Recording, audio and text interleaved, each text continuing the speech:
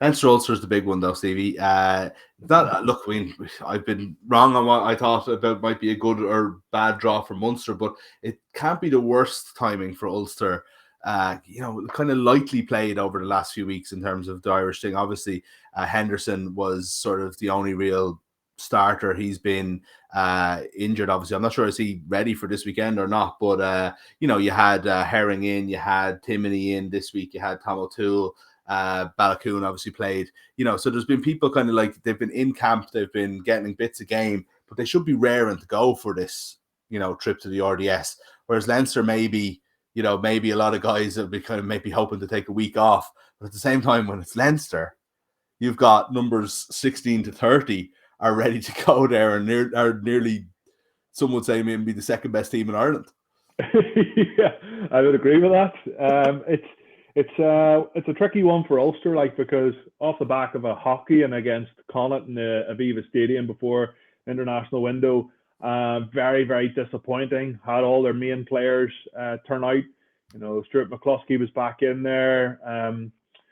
Other boys, even Nick Timoney, who has played so well for Ulster, he didn't turn up in that game. A few other players, but it'll be interesting to see how they react. It's been a big layoff, so now there's an opportunity to go out there and right a few wrongs. But when you look, I'm just writing a few names down there for Leinster. You'd expect Cian Healy to start this one, Dan Sheehan probably at hooker, Al Alatoa, the tight head that was signed. I think he was Crusaders brought over this season. He's been very impressive. Devin Toner, Maloney in the second row. Luke McGrath, scrum half, will probably captain the side. Harry Byrne at out half, or Ross Byrne, take your pick, who cares? Yeah. Both pretty good. And a few other boys returning. It's a seriously strong squad. They all have had lots of time together. I know they've had a week or two off themselves, as I mentioned about the holidays and that, but they've lots of time training together and working on smaller things. And they'll be looking to lay down another marker against Ulster. And we know this is a terrible, is a bogey team for Ulster. It really is. It's bogey team for most teams, but especially it is. But we always go down there, Mick, with so much expectation, and then we go away with our tail between our legs.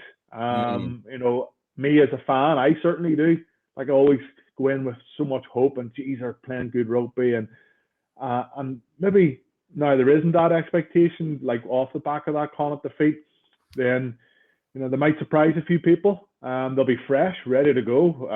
They certainly will, and if they can get their noses in front on the scoreboard early doors, we'll see what happens. But expect a good crowd. I'm looking forward to the atmosphere in that one. I'm in studio for the Bulls, Munster, and Leinster Ulster. But I'm really excited about these couple of games. But I do expect Leinster to get another victory over Ulster, unfortunately. Absolutely. It's hard to argue with you. Unfortunately, it is one of those things that we do long for a more, I suppose, even if we could even get 3 of the provinces kind of fighting at a slightly even keel, but it just doesn't look like it's going to happen anytime soon. And you see what the international layout, I guess, of the squad and the team is at the moment, and it is hard to see anytime soon where Leinster won't have that kind of dominance. I guess people are there to be toppled in sport, though. That's generally how it works, isn't it? There's always a giant that's there to be toppled. Definitely. And looking at the Ulster squad, you have Rob Herring coming out of the international window. He's probably going to start at hooker. Will Tom O'Toole start? Marty Moore, he's played little to no rugby so far this season. I'm not sure if he's going to be fighting fit. He's a good man to lock down a scrum. He'll be going against Cian Healy or Tom O'Toole against Cian Healy. So I think in this game, Mick, there's going to be really good matchups. Nick Timoney will probably start in the back row. Or any of the lads for Leinster, Keelan Doris or Josh van der Fleer or Jack Conan, because he didn't play in the last game. One of those lads might play in this fixture. Again, it's a really good head-to-head. Come to the scrum half. Is Cooney going to start? Is it Nathan Doak? Nathan Doak playing really well, but Cooney has got himself into fine shape and by all accounts is playing some really good stuff in training and put so much hard work into strength conditioning work to get himself back fit. So him and McGrath going head to head, another good matchup. Stuart McCluskey in the centre. Who's he going to be facing down? I think he'll be extremely disappointed not to be given an opportunity during the autumn international. So again, it's another marker for him to say to Andy Farrell, look, give me a chance at some stage. So yeah, right across the pitch, there's going to be a good few head-to-heads. And like, you're right, Leinster, they now have a target on their back. Like, everybody wants to take them down.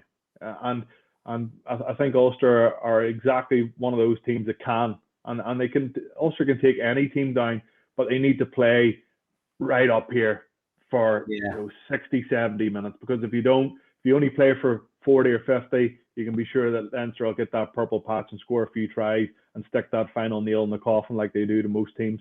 So it's for me, again, I'm going into this game with a little bit of hope for Ulster, but I just think with the togetherness that Leinster have showed over the season, bringing in a couple of those Irish internationals that maybe haven't got the same amount of game time for Ireland, they're going to be a bloody tough team to beat.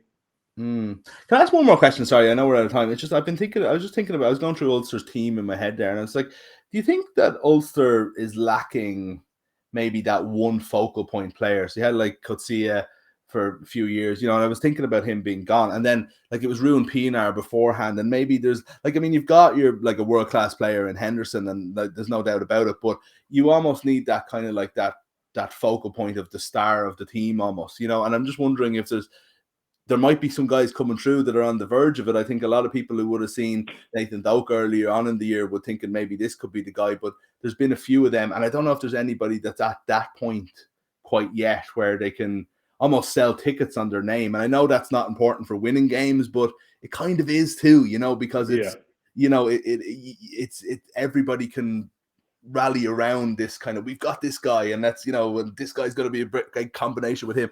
Ulster feel like they're just missing it this season. Yeah, I suppose, Mick, like Leinster have got 15 of those players. I know. But I rewind the clock a little bit and, go back to the Leinster days, like with Brian O'Driscoll and Gordon Darcy and Leo Cullen and, Mike Ross in the front row. Even looking at Ulster, you had, you built your team around John Afoe and Rory Best in the front row. Then you had a World Cup winner and Johan Muller in the second row. Then you had myself and, Chris Henry, 2 Irish internationals in the back row with Pedri Wannenberg, who had won multiple trophies for the Bulls at number 8. Then you had Ruan Pienaar, World Cup winner. And then, you had Trimby and Tommy on the wings. With Stephen Ferris, who came in, late as well. Just that little bit of experience to manage you through huge games. And yes, of course, that team fell short big time to Leinster in the European Cup final in 2012. But looking back, at the lads we were up against, the Sean O'Briens, Jamie Heaslip's, Drecko's, Johnny, and even some of the other boys, that come off the bench, they were a machine back then. They really were. But just to go back to your point about a couple of vocal points in a team, you certainly need that. It doesn't matter what level. If it's my local club, Dungannon down the road, they need a couple of boys that are going to be nearly man of the match every single week to get them through games. But you're right. Who is that with Ulster? It's been Nick Timoney at the start of the season, scoring tries and making big line breaks, creating opportunities for others. But apart from him, take him out of it. Who else is really, really standing up? I know Jordy Murphy's to come back in there as well into the back row. Add in Dwayne Vermeulen. We'll see how young Nathan Doak goes. Hopefully Stuart McCluskey can get his game back up to where it was. And then there's 4 or 5 lads, Mick, that can maybe get this this momentum that they need to compete in these really big games. But at the minute, I have to agree with you. There isn't 1 or 2 lads that you would hang your hat on. Yeah. Well, we'll see how it goes. It's a long season and there's a lot of players to develop as well. And that can happen very quickly in rugby where guys can become stars. But Stevie, thanks very much. You've been really good with your time today. We'll talk soon. Enjoy the double header this weekend if you're in studio for it. It should be a good one. Yeah. Thanks, Mick. Cheers. Thanks a million to Stevie. We'll be back with Kevin Doyle tomorrow. We're going to look ahead to the Premier League weekend with him and talk a little bit, maybe a little bit about Manchester United. We completely ignored them last week on purpose. And of course, then they went out and they made it so that we wouldn't do it again. It's Manchester United control the narrative of the world of football. We ignored them, and look what happened. They were beaten 4-1 by Watford, and they sacked their manager. So they're playing the Champions League tonight against Villarreal. Michael Carrick's at the helm, at the wheel even. And we'll talk to Kevin about it tomorrow and lots more as well. So join us for that. If you're having a bet on the rugby, the football, anything else, please always gamble responsibly. Visit dunlewy.net for more information. Again, chat to you tomorrow.